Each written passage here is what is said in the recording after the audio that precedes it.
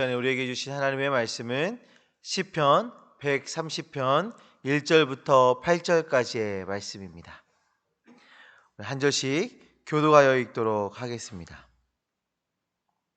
여호와여, 내가 깊은 곳에서 주께 부르짖었나이다.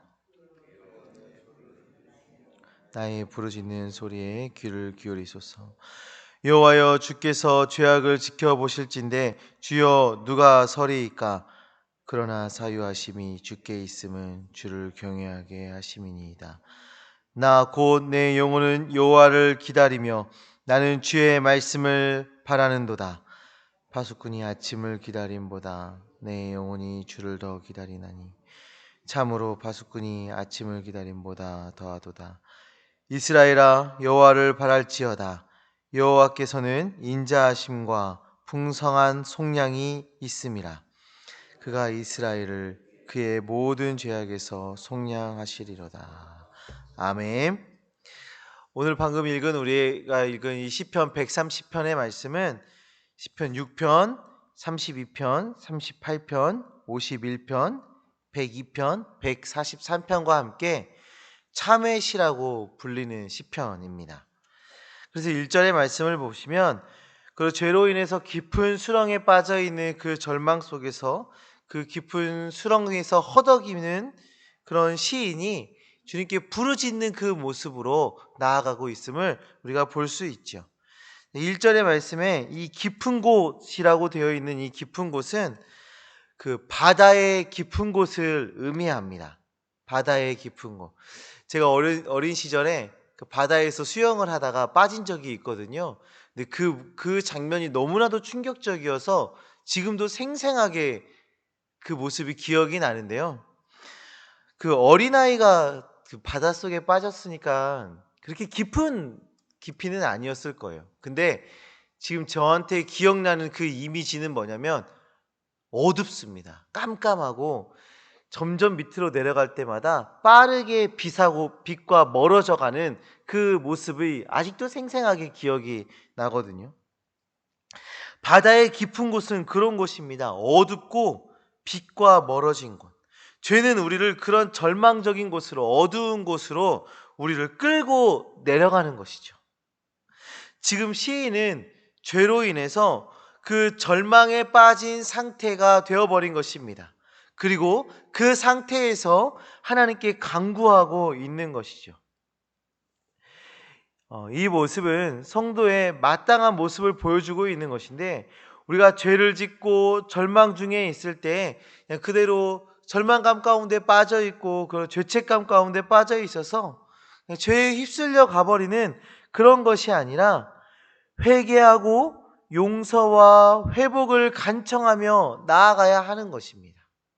우리가 간혹 우리의 연약함 때문에 범죄하고 실수하고 정말 하나님의 말씀대로 살아가지 못하는 모습이 우리 가운데 있을 때 그냥 그렇게 절망 가운데 빠져 있거나 죄책감 가운데 빠져 있거나 그냥 그렇게 죄에 휩쓸려 버리는 그 삶에 그냥 그렇게 살아가는 것이 아니라 우리가 그 가운데에서 하나님께 간구하며 나아가야 한다는 것이죠. 회복과 용서를 간구하며 나아가셔야 한다는 것입니다. 우리 3절, 4절의 말씀을 보시면 그 회개의 기도를 들으시는 하나님의 모습이 나오고 있는데요. 먼저 3절의 말씀입니다. 여호와여, 주께서 죄악을 지켜보실진데 주여 누가 서리이까? 이렇게 말하고 있는데요. 하나님께서 죄를 지켜보고 계신다면 하나님 앞에 설 자가 없다는 고백을 하고 있는 것입니다. 하나님께서 성도의 죄를 하나하나 들추시고 책망하는 분임을 말하고 싶어서 이 시인이 이런 고백을 하고 있을까요? 아닙니다. 하나님은 그런 분이 아니심을 말하고 싶어서, 하나님은 그런 분이 아니다 라고 말하고 싶어서 지금 이런 말을 하고 있는 것인데, 오히려 하나님은 죄를 지우시고 기억하지 않는 분임을 찬양하고 싶은 것입니다. 하나님께서 판사처럼 우리의 죄를 들추시고 또 우리의 죄를 판결하시는 그런 하나님으로만 우리에게 다가온다면 정말 누가 하나님 앞에 설 수 있겠습니까? 하나님은 그런 모습으로 우리 앞에 서 계시는 것이 아니라 사랑과 은혜의 모습으로 우리에게 다가오십니다. 우리가 회개하고 돌아오길 기다리고 계시고 우리가 회복하기 위해서 정말 주님 앞으로 나아오기를 기다리고 계신 하나님이십니다. 하나님께서 사랑으로 우리를 용서해 주시면 우리가 할 일은 하나님을 경외하는 일입니다. 하나님을 두려워하면서도 하나님을 사랑하고 그 하나님을 존경하며 살아가는 것이 우리가 해야 할 일인 것이죠. 사랑하는 성도님들, 죄로 인해서 절망 중에 죄책감 가운데 혹시 계신 우리 성도님 계십니까? 그런 죄의 연약함 때문에 정말 가슴 아파하고 계신 우리 성도님 혹시 계십니까? 하나님께서는 그 죄에 집중하고 계시기보다는 우리가 회개하고 돌아오는 그 모습에 집중하고 계십니다. 우리가 다시금 주님 앞으로 나아오는 것을 기대하고 기다리고 계신 것입니다.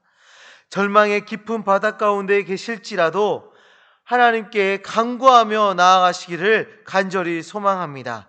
그때 하나님은 우리의 기도를 들으실 것이고 우리에게 은혜를 부어 주실 것입니다. 5절의 말씀을 보시면 나는 주의 말씀을 바라는도다 라는 말씀이 나오고 있는데 이 말씀의 문자적인 의미는 내가 그 말씀 안에 소망을 두었다 입니다. 내가 그 말씀 안에 소망을 두었다. 이 말씀은 하나님의 은혜는 근거가 없다는 것이 아니라 이게 하나님께서 우리에게 은혜 주신 것이 우리가 생떼를 부리고 있는 것이 아니라 하나님의 말씀에 근거하여서 하나님의 언약에 근거하여서 우리에게 주어지는 것임을 이야기하고 있는 것입니다.